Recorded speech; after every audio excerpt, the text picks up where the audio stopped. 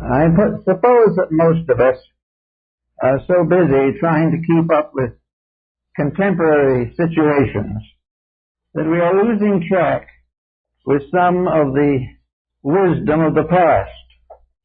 And this is particularly true in the study of the invisible aspects of the human personality. I think we might remember that Ptolemy of Alexandria was the first great astrologer of the Western worlds. And he is the one that gave us what is called the Ptolemaic system of astronomy. In this system, the Earth was placed in the center of the solar system. And above and below were three planets above and three below.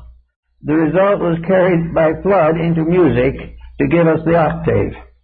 Nearly all these ancient beliefs have survived in some form or other, but changed in aspect, because the principles remain the same forever. And in this particular case, we are studying the composition of the human being. And our particular problem this morning is to deal with these emotional potentials. So we consider the human being as composed of four elemental structures. These are according to the lower figure in the scale of Ptolemy: the moon, the Mercury, Venus, and the sun. Now these are divided along a line of an intangible but very real structure, which results in the production of the four stages of human life: birth, growth, emotion, and thought. These correspond to the planets. They correspond definitely with Ptolemy's system, and they are the basis of the Rosicrucian systems as expounded by Paracelsus and the Rosicrucians, Flood and Maya and others. So this morning we want to study a little bit about this problem of the relationship between the human being and the lower half of the Ptolemaic universe. And in order to do this, we have to start in and divide the system into four levels, one above the other. The lowest level being under the moon, the second level being under Mercury, the third under Venus, and the fourth under the sun.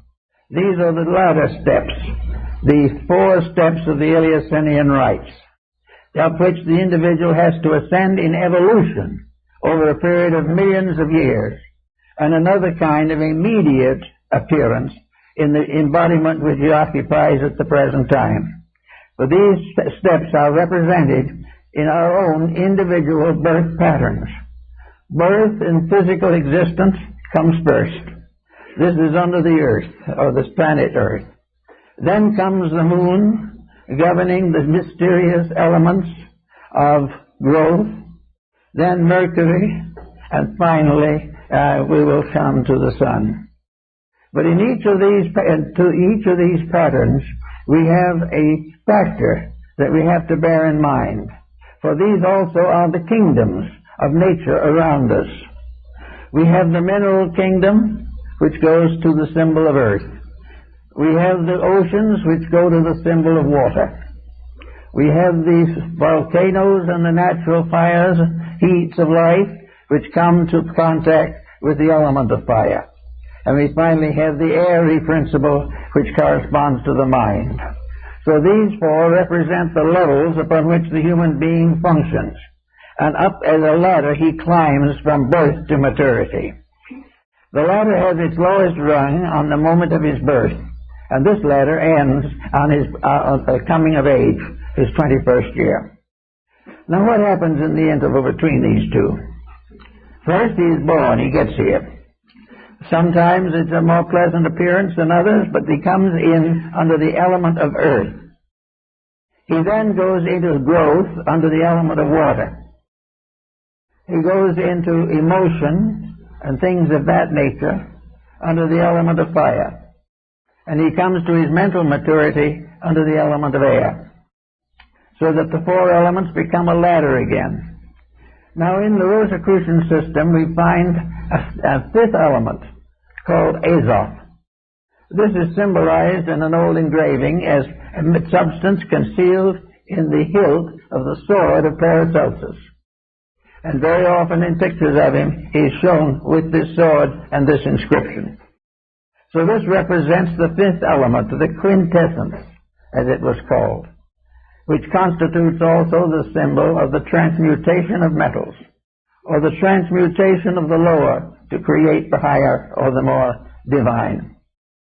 Now, when we go into the individual's life, we find that from the first beginning of life, he goes through a recapitulation of the mineral evolution of the planet. He then passes to the water evolution in the second period of life. And then when he comes to maturity, he comes to the air period. In between water and air, he passes through the fire level. Now, his earth period begins at birth and extends while the body is being concreted in the womb. At birth, it enters into the humid principle of water. And in this principle is what is called growth. Here we find everything is concentrated upon the evolution and maintenance of the body and the symbols and energies within it. From about the 10th to 15th year, maybe, we find the gradual development of the water factor, the lymphatic factor, and the glandular structure in man. The fire symbol takes over in adolescence and carries up to the beginning of the period of maturity. Now, the fire principle is the one we're particularly interested in today. This principle is very well described in the ancient writings. The principle of fire consists of two different forms or kinds, heat and light. Also, in the study of things, the mineral kingdom is under the symbol of earth. The various vegetations are under water, and the animal kingdom is under fire, or is part of the emotional structure. It is therefore in the period between about the 12th year and the 21st year that the human being passes through the control of the fire principle. He must face it, and he calls it growth, he calls it unfoldment or maturing, but he is under a tremendous pressure of emotional tension. This is part of the world in which he is now functioning. Now, these worlds don't exist just within himself. They are parts of levels of the body of the planet itself. The planet itself has 7 different bodies, and these bodies are found in various patterns in the solar system, and also in part in the construction of man, who is gradually growing up in the solar system and has now reached the 4th level of solar development. So we have the person in this particular period, we now consider this morning, under the element of fire. Now, this is not fire as we see it burning in a grate. It is cosmic fire. It is psychological fire. It is psychic fire. But it is a tremendous emotional urge. Fire becomes equated with emotion and emotional tensions. And in the world around us, the fire kingdom is the animal kingdom. So that the animal kingdom is, in a sense, recapitulated in the adolescence of the human being. Something has been added because the human being will go on to the next higher level, but the animal must wait. But in the meantime, we have to bear with the fact that in the period of adolescence, the human being is struggling to take over and control one of the most important of all of his vehicles. A vehicle which he almost always takes for granted, but which is giving him a great deal of trouble in these troubled times that we live in now.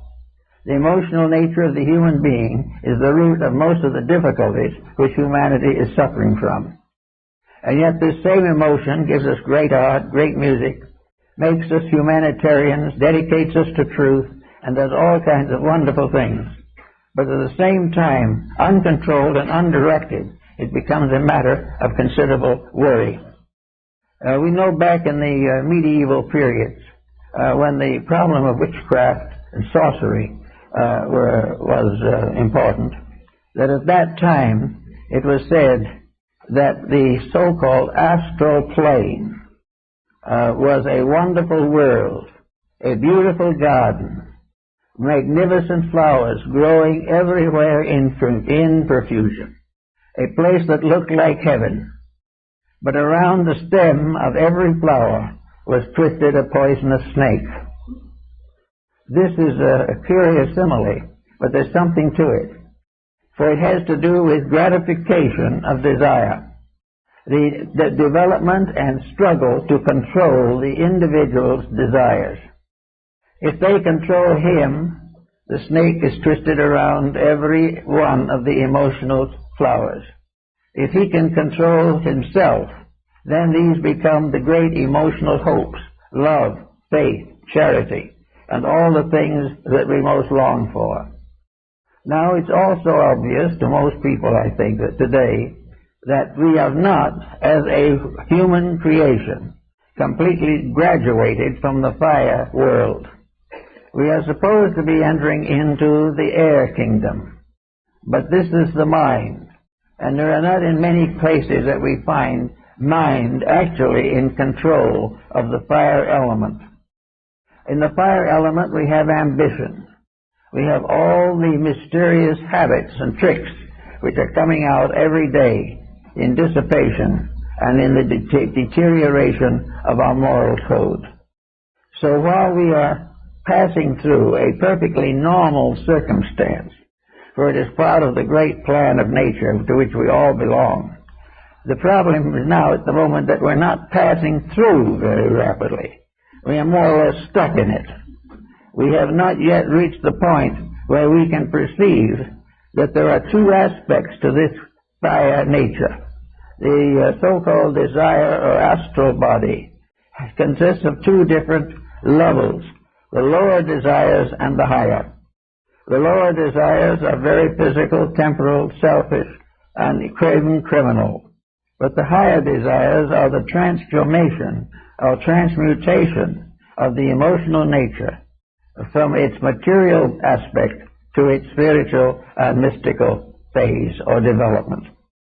So we have this morning to consider something of this particular situation. We have to face certain facts. We have to face that we belong previously to a kingdom of more or less vegetable life. That was the primitive humanity. Primitive humanity we have practically no record of, except their bones in the earth, because they belong to a time long gone. But we know we grew up through them in one way or another. But in that period of time, survival itself was the particular of the entire problem. We were developing along the same lines as plants, flowers, and all kinds of vegetation. In that period came the great trees that lived for 5,000 or 6,000 years, and also little bushes and shrubs that perish in a few hours. Therefore, this growth problem had to do with the second phase of our nature, which we have passed through, and has incorporated growth into the third pattern, which is the emotional or desire nature. This desire nature then becomes a dominant factor in our various aptitudes and efforts. Beginning with the adolescent process, the individual begins to develop social consciousness. Social consciousness is a step above absolute dedication to self-survival alone. Plants survive because they have no other way to go. They know nothing else. But beginning with the higher kingdoms and coming on into humanity, we find that there are moral values. Even certain of the animal kingdoms are under a strict morality. And little by little, the development of the emotions must be brought under the control of the will, or under the control of the inner life of the person. Now, where is that inner life? That inner light is locked. It is locked within this structure of bodies. It is so locked that in its original and complete form, we are never aware of it. The only way we have awareness is through a certain psychic overtone that comes to us and bestows upon us the great moral codes of the world. Therefore, in our particular problem this morning, we want to study a little bit this problem of the astral light, of the mysteries of the world of eternal illusions leading inevitably to reality. All emotions might be considered to be part of the initiation system of the ancient mysteries. The primary mysteries of antiquity were concerned with the three steps which bring the person up to his own maturity. When he is born completely, he is born with the mind. But up to that time, he has to function by the laws of nature around him, by the traditions of his forebears, and by the reaction which he himself feels to the various pressures and tensions and stress of existence. So the three initiation rites of the ancient mysteries brought the individual to the step of door of maturity, which he had to pass through himself. The fire description comes first. He has to pass through, as listed in the Magic Flute of Mozart, he has to go through the initiations of the elements. And this is what we all have to do, whether we know about it or not. Initiations of the elements, when we have reached our stage, we are assumed to have mastered three of the elements. The fourth is yet to come, and the fourth will be mastering the element of mind, or air. In the meantime, we are supposed to have outgrown the pressures of the three lower elements. We haven't actually done this, however. These elements are still active. We have not outgrown them, but we are beginning to feel a tremendous pressure of permitting them to continue when they're supposed to be outgrown. In the higher animal kingdom, we find there is the beginning of a kind of community existence. The various animals have their territories, their areas, they have their kind, they have their responsibilities. It is the female that bears the cubs, and it is the male that feeds them. All of these things are part of natural law, and each of these animal kingdoms guards its domains with a tremendous, almost fanatical intensity. That is because the idea of it all comes from within itself. It is therefore its own survival. Now, up to the point of the individuality of these kingdoms, they are under group consciousness. Therefore, animals are estimated according to groups and are rewarded and punished according to groups and not by individual creatures. But the animal kingdom, drifting on into the human world, begins to produce some very curious and somewhat threatening appearances. After we get to the point of the human state as we know now, we are supposed to have controlled and disciplined the emotions. Unless the mind curbs and directs action, emotions then take over. And if emotions fail, as sometimes they may do in the case of dissipation of one kind or another, then the guardianship passes back to the vegetable kingdom. And if that also fails, nothing remains but the mineral kingdom, and the physical body sinks back into the earth from which it came. So all this is part of a ladder. It's a very carefully organized structure. I've looked around a good deal among various texts dealing with these matters and find very little coverage. There is something happening that people don't really give much attention to, and yet it is very important. We look upon the past as more or less old-fashioned and think we're outgrowing these things. But one thing we have to learn sometime is that no one can outgrow integrity. The only thing he can do is grow up to it, because integrity represents a peak. In each kingdom there is a peak. In each species of animal there is a peak. Every mineral has one.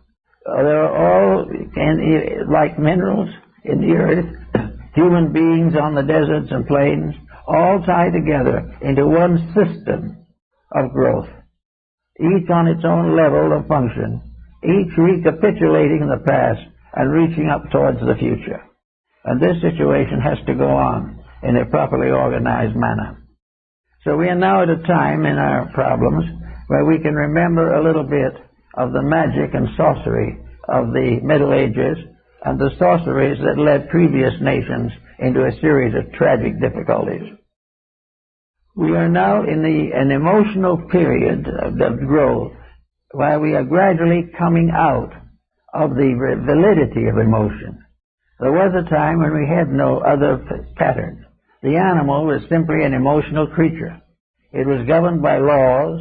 It had no rules in our kingdom, but it had rules in kingdoms of its own. And animals were gradually growing.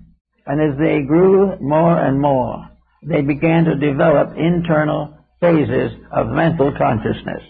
But until they passed over a certain threshold, they did remain as animals. And as animals, they grew more and more intelligent. There where we have animals of great intelligence. We have animals that are very wise and careful, thoughtful, faithful. And we have many animals that serve man gloriously and joyously. Because actually, the animal gains part of its evolution by associating with something superior to itself. And man gets a bad setback when he starts associating with things that are less than himself. And in this case, we were to members of his own kingdom. Actually, therefore, we have a problem of the development of community or social existence. One of the magicians that was famous in the Middle Ages wrote out very definitely the picture of these mysteries. First of all, he pointed out that nearly all psychic phenomena is involved in this mystery of fire. Psychic phenomena is largely a matter of delusion, fantasy, or the incredibilities of things. Emotional delusion populates the invisible side of life with all kinds of strange worlds, beautiful worlds, summer lands, magnificent gardens, places of rest and relaxation. And then another religion comes in and points out that this other world is a mass of terrors, of horrors, and that if you don't belong to the right church, you're lost. All of this is part of this emotional struggle in which the person is trying to get hold of the integrities of his own nature. And with him, the emotional nature is a constant challenge to his ethics, to his integrities, to his proper decisions. And wherever his decisions are not up to the level of his proper evolution, they turn on him and cause tragic difficulties. We have now a world around us of persons who would like to believe that they are living in a mental universe, which would be the next step. They are not living in the mental universe, however, until constructive, creative mentality dominates conduct. Until the mind has discovered honesty, it cannot control correctly the conduct of any creature. It cannot control, by taking over through tyranny, any system of life. It cannot scheme its way into growth or progress.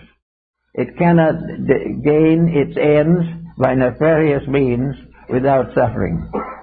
So we have in the problem of today an emotional universe which is still tied to its appetites very strongly, and in this matter is very much in harmony with many of the animal kingdoms, some of which also have high ethics incidentally. But the problem of the human being is that he is now supposed to be moving triumphantly from the level of his emotions to the level of his mind. So he has two processes. One is to transmute the less, and the other is to grow up to the greater. In order to handle the emotional factor, it is necessary either to transmute the lower emotions or to create new levels of intellection or levels of emotional idealism to transmute these more negative factors. The alchemists knew this system, and they call it transmutation. Every factor, every faculty, every part of the human being must be under constant growth. While the human being is living in the animal kingdom, the body will be on that level. But the moment he begins to aspire, the body must catch up with him. The moment he begins to aspire, the mind must reach down and pull him up a little. These factors all work together. It is a commonwealth of cooperation between the various natures of man.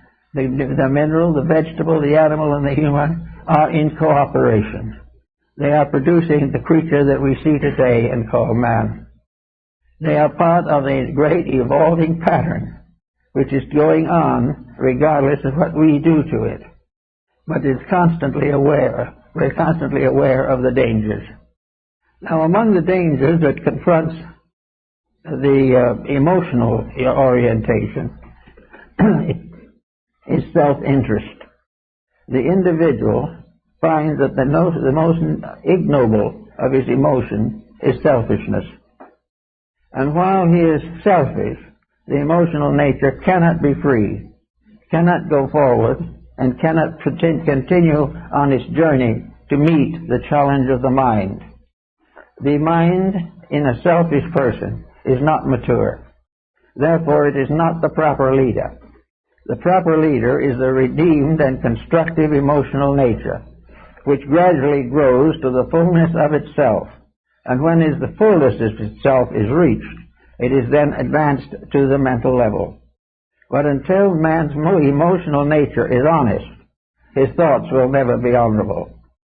He will never be able to transcend the internal compromises of his own thinking and emotions unless he disciplines this instrument which has been given to him. So most of the systems of the ancients disciplined the emotional life. They placed certain restraints upon it, and these restraints were regarded as religious training or philosophical disciplines. They were very important in their own way, and they continue to be important and always will be. Now, if we have this problem to confront, let's think a minute about what we are talking about in action. We are talking about the individual who has emotional attitudes and emotional maturities within himself. We know that the moment emotion is constructive, that it begins to change the chemistry of the whole body. Here we come again into a vibratory pattern. Emotions are a rate of vibration. This rate of vibration has several subrates, and these subrates of vibration specialize and divide the levels of emotional integrity. Therefore, every emotion affects health, affects body, and interferes with the growth of mind. The emotions, consequently, are here to be beautiful. They're here to be noble. The moment they fail to be that, the individual suffers, and where a large group of individuals make the same mistake, a world suffers. And out of this comes one of the problems of our time. We are always trying to find out, some way or other, some system to live by, which is free from the stress and tension with which we are gradually becoming affected. We do not realize the fact that living is an art. Living is not a series of accidents. If it is, it's not worth much. Living is a problem of growing under discipline. The individual is here, as all creatures are. The animal is under discipline in another way. The animal seldom makes but one mistake. If it fails to keep the law of its kind, it ceases almost instantly. They have to be obeyed. Rules have to be kept. Now, the same is true with the vegetable kingdom. It has rules. And the mineral kingdom has rules. And the mysterious vibrations in space that are not allotted to known kingdoms have rules. And our emotional world is a vibratory rate containing within it a number of sub-vibratory patterns, each one of which is an emotion or a stress factor, and each one has its rules that must be obeyed or trouble starts. We are now living in a generation in which we are trying to escape in every way possible the realities of life. We are seeking to avoid the challenge of growth, and we are succeeding rather well in accomplishing this. But at the end of it, we're going to have chaos. We are beginning to see this coming along. We cannot explain why certain things are as they are. We develop all kinds of theologies to describe them. We know all kinds of politics systems to understand them, and all kinds of economic systems to pay for them. But at the end of it, we do not know why these rules exist. We do not know what they mean to the individual or to the commonwealth. What we do not realize is that we have only two choices: keep the rules or perish. This is something that is beginning to hurt a little bit. But this doesn't mean that we're all doomed to perish. Far from it. The percentage of perishing is going to be very slow and low. The real answer is that through various discomforts, we are gradually going to rise to the occasion and will finally place the constructive mind over the emotions and actions. And when the mind becomes a disciplinarian of emotion and action, it will not destroy either of them. Emotions will have their full manifestation. The hard-headed individual with no emotions is not a monument to progress. He is just one of the many mistakes. The individual is going to have mental discipline, but no one is going to know it except they need it. He is going to be able to think things through to protect the complete compound of his own bodily structure and the collective compound of society. So here we are gathering at the edge of this great transformation. We are gaining at the edge of the time when an invisible shift is taking place. We are moving inevitably from an emotional to a mental level. This does not mean that our emotions will be poorer, they will be richer. It means that the mind will then have the emotional instrument to work with, and that most of the beautiful things of life will be a result of the mind emotionalizing in the arts, in the ethics, in the idealism, and in human relationships. Now, if we don't do this, according to the magicians of the 18th and even 19th century, we're going to lose what we most cherish. I think that I remember quite well Andrew Jackson Davis, a physician in New England here in the early part of the 19th century. He was a physician psychic, and he had much to say about the world beyond and the world within. And he wrote a book called The Stellar Key to the Summerland. And to the spiritualists for a long time, the invisible world of the emotional life was the Summerland. It was a kind of a reward. It was like a summer vacation settlement. Everyone who had good emotions, kind heart, and good integrities, after passing on, dwelt in the Summerland, where everything was beautiful, everything was fine, everyone was kind, and everything was noble. This type of thing, however, was one aspect. Now, this aspect could be built and developed within the mind of a person because he believed it, and also because in a certain way he may have lived it. If, therefore, the time comes for him to pass on, and he is really what he claimed to be, he will be in the Summerland. If his ethics and integrities are true, the after-death condition will be the fulfillment of his dreams and the reward of his virtues. But if it was all on paper in the mind and never practiced, he will not have such a fortunate existence. For he will go where his actions go, and not where his hopes are. And in this we notice that almost all religions have a Summerland. Every one of the great faiths of the world has spheres of rewards and punishments. Now, the rewards and punishments have been exaggerated by various